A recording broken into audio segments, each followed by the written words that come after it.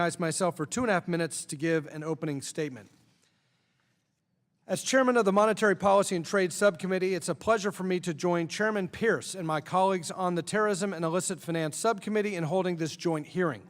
It's no secret that Washington has been deeply divided over how to confront Iran's nuclear ambitions, both before and after implementation of the Joint Comprehensive Plan of Action.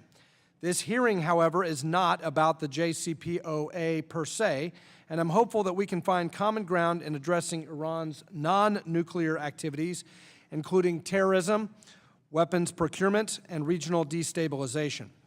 Since the agreement's implementation day in January of 2016, Iran has continued to sponsor Hezbollah and other militias in the region.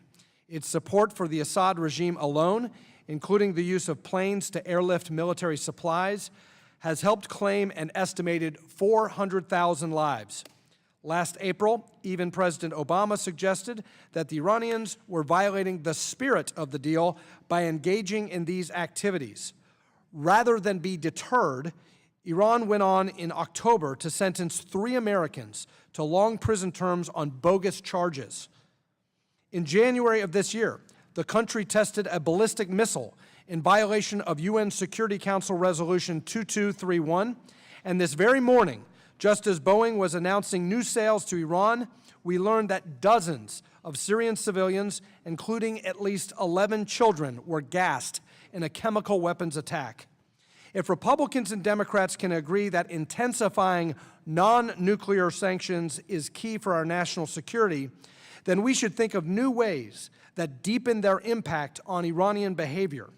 Iran's continued illicit activities underscore that we must not be complacent. Non-nuclear sanctions are more than a form of condemnation. We should expect them to undermine Iran's capabilities and influence Iranian policies. In closing, I want to emphasize that U.S. sanctions are directed against an authoritarian government, not the many ordinary Iranians who denounce terrorism and welcome closer relations with our country. These Iranians know the regime has failed them for decades, and they know that the only choice for Iran is to abandon its anti-Western, anti-Semitic violent extremism.